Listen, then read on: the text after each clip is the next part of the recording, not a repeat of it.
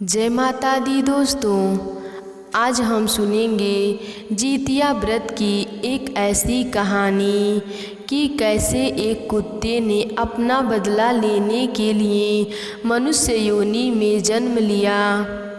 यह कहानी भीमपुर गांव की है। उस गांव में एक परिवार था।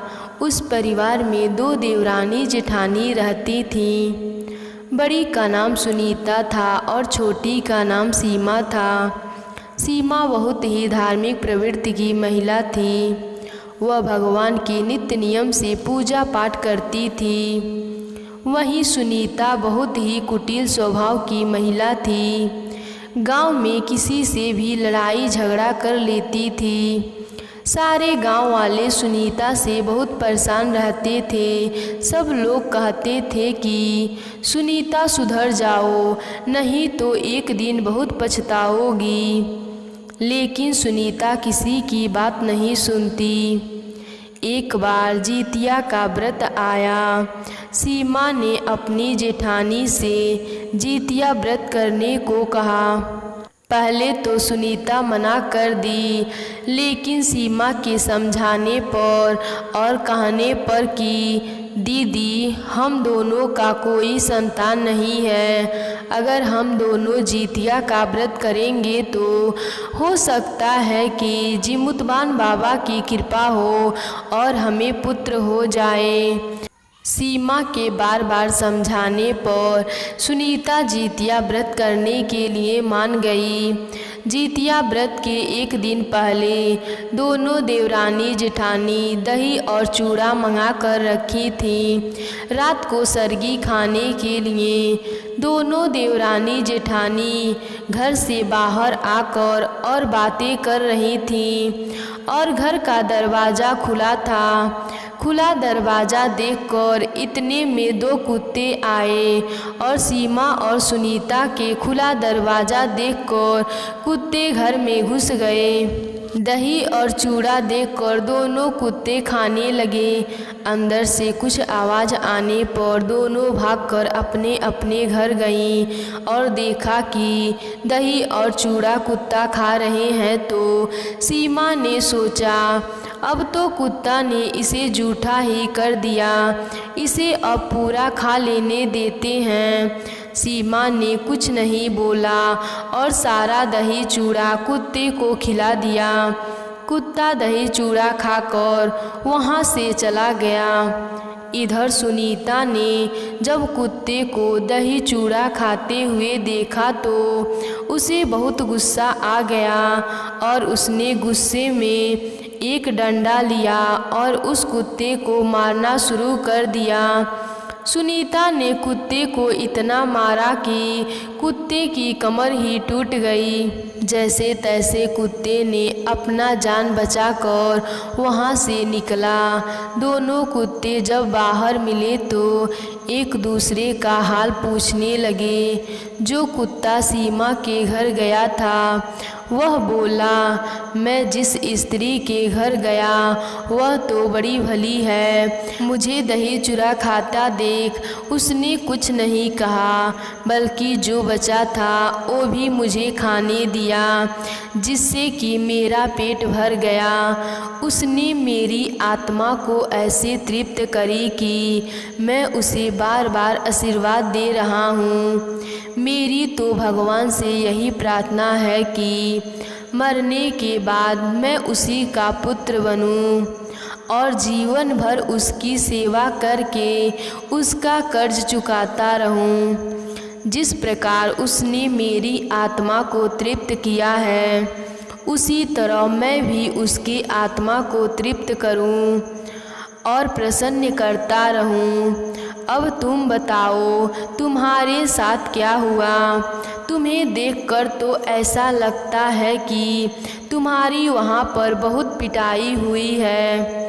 दूसरा कुत्ता बड़े ही दुखी स्वर में बोला, तुम्हारा अनुमान ठीक है भाई, आज से पहले मेरी ऐसी दुर्गति कभी नहीं हुई। मैंने जैसे ही दही खाना शुरू किया वैसे ही वह दुष्ट स्त्री आ गई और उसने डंडे से मेरी इतनी पिटाई की कि मेरा कमर ही टूट गया। इसलिए मैं तो भगवान से यही प्रार्थना करता हूँ कि अगले जन्म में मैं उसका पुत्र बनकर उससे बदला लूँ। जैसे उसने मार मार कर मेरी कमर तोड़ दी, वैसे ही भीतरी मार से मैं भी उसका हृदय और कमर तोड़ डालूँ। एक कहावत है कि वे जुबान की बद्दुआ बहुत बुरी होती है। कुछ दिनों बाद दोनों कुत्ते की मृत्यु हो जाती है। पहले कुत्ते ने सीमा के यहाँ जन्म लिया और दूसरे कुत्ते ने सुनीता के यहाँ। दोनों के यहाँ पुत्र के जन्म पर बहुत खुशियाँ मनाई गई।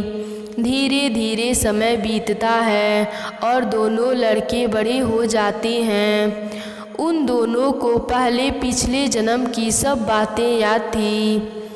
पहला लड़का अपनी माँ सीमा की खूब सेवा करता है और अपनी माँ से बहुत प्यार करता है, लेकिन सुनीता का बेटा अपनी माँ का बिल्कुल परवाह नहीं करता। एक दिन दोनों लड़के बैठे थे तो सुनीता का लड़का कहता है कि अब मेरा इस घर में से समय पूरा हुआ, अब मैं यहाँ से चला जाऊँगा। तब सुनीता का लड़का कहता है कि ऐसा क्यों कहते हो भाई, तुम्हारी बूढ़ी माँ का क्या होगा, वह रो रो कर मर जाएंगी। तब वह लड़का कहता है कि उसने मेरे बारे में नहीं सोचा और मार मार कर मेरी कमर तोड़ दी।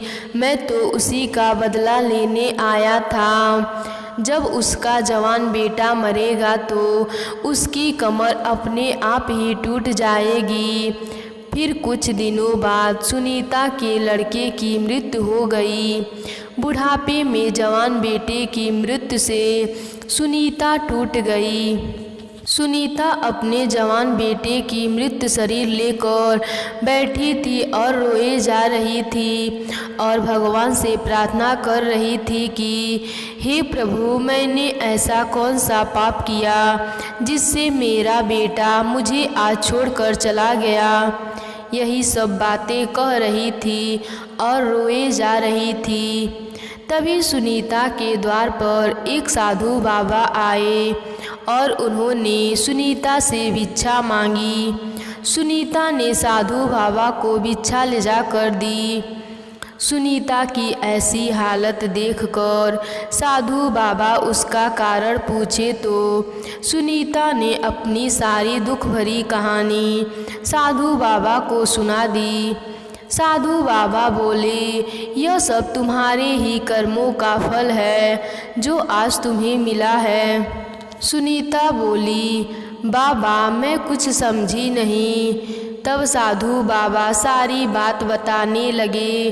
वह बोले, तुम्हारा पुत्र और सीमा का पुत्र दोनों पिछले जन्म में कुत्ता थे। एक दिन सीमा का बेटा सीमा के घर दही चूड़ा खा लिया और तुम्हारा बेटा तुम्हारे घर का दही चूड़ा खा लिया। सीमा ने अपने घर के कुत्ते को कुछ नहीं कहा, बल्कि जो बचा हुआ दही चूड़ा था उसने भी उसे खिला दिया। उस कुत्ते का पेट भर गया, वह वहाँ से चुपचाप चला गया। लेकिन जो कुत्ता तुम्हारे घर आया था, तुमने उस कुत्ते को डंडा से मार मार कर उसकी कमर ही तोड़ दी और कुछ दिनों बाद दोनों कुत्ते की मृत्यु हो गई और वह भगवान से वरदान मांगे कि वह तुम्हारे ही घर के पुत्र बने। सीमा ने अच्छा कर्म किया था, इसीलिए सीमा का बेटा अपनी माँ का कर्ज चुका रहा है और तुमने अपने बेटे के साथ दुष्टता की थी, इसीलिए वह तुम्हें छोड़कर चला गया। सुनीता बोली, बाबा आखिर आप बताइए कि मैं ऐसा क्या करूं जिससे मेरा पुत्र जीवित हो जाए। साधु बाबा बोले, 2 दिन बाद जितिया का व्रत आने वाला है। तुम सप्तमी के दिन नहाओ खाओ और अष्टमी के दिन जितिया व्रत करो और नवमी के दिन विधि पूर्वक पारण करोगी और सारे नियम विधि अच्छे से निभाओगी तो जीमुतवान बाबा की कृपा होगी और तुम्हारा पुत्र जीवित हो जाएगा। साधु बाबा यह सब बातें कहकर और वहाँ से चले गए। 2 दिन बाद जब जितिया का व्रत आया तो सुनीता ने ऐसे ही किया। सुनीता ने नियम पूर्वक जितिया का व्रत किया और जितिया का पारण किया।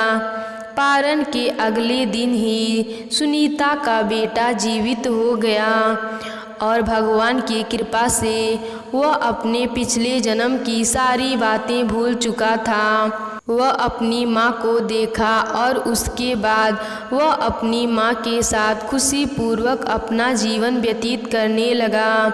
उसके बाद सुनीता हर साल की जितिया व्रत नियम पूर्वक करती थी और सारे गांव के कुत्ते कुतियों को भर पेट हमेशा भोजन कराती रहती थी। तो बोलिए जीमुतवान बाबा की जय।